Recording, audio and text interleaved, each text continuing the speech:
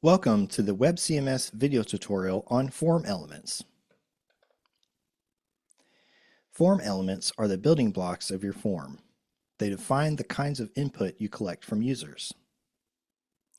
To add or edit the elements in a form, click Content in the top navigation, then Forms from the drop-down menu.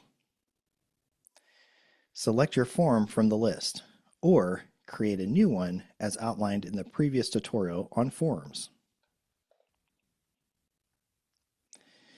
Use the panel on the left to drag elements into the form canvas. Elements can be reordered by dragging and dropping.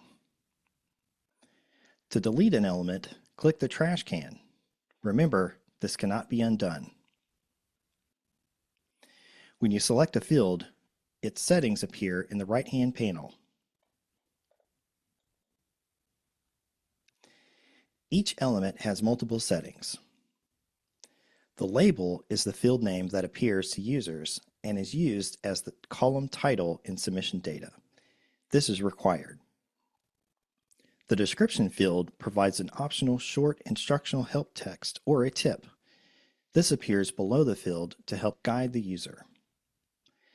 A default value will pre-fill the input when the form loads. A placeholder is text displayed inside the field. However, this displays once the user starts typing. Read only will disable the input so it cannot be edited by the user. Its value is still submitted, so you might want to provide a default value if using this. Each field has validation options.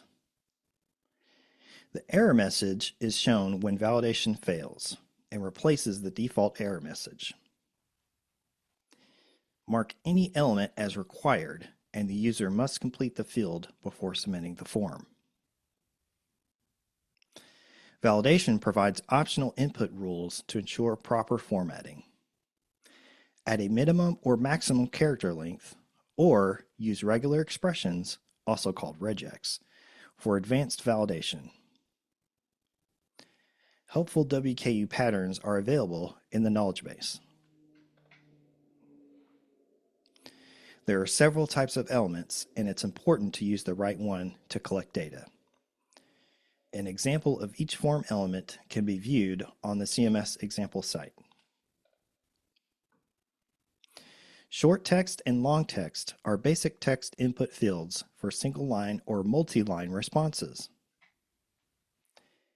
Email is another text-based input field, but one that validates for proper email formatting. These can also be used to trigger an external notification to the email when the form is submitted. Details about those email notifications are covered in the training video on form submissions. Checkboxes, radio buttons, and selects allow users to create form elements with multiple options. Each of these types have an additional setting for their options. Click the Add button to create options. The label is what the user will see displayed in the form. The value is what will display in submissions. Use the arrows icon to drag and drop the options and reorder them. Use the X icon to remove an option. Checking an option will make it selected by default.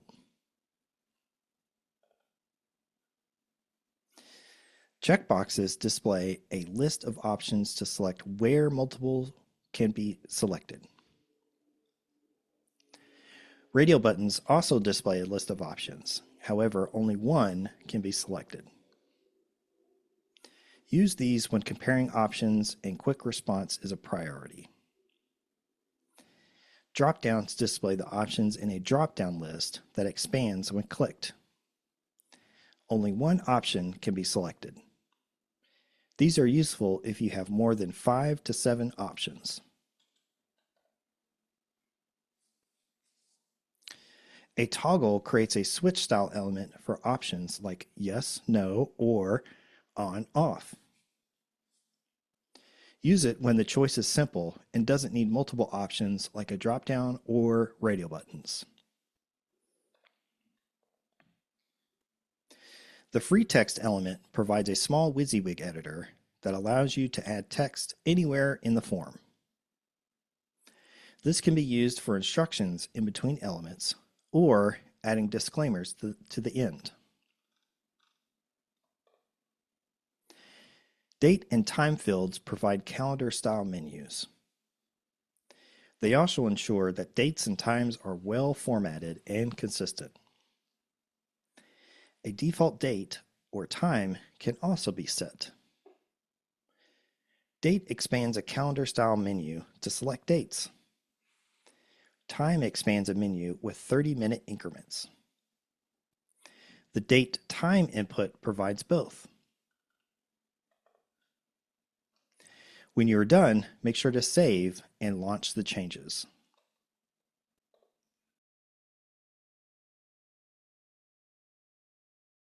If you have any other questions or need further assistance, contact the ITS Service Desk at 270-745-7000 or visit wku.edu/ITS/contact.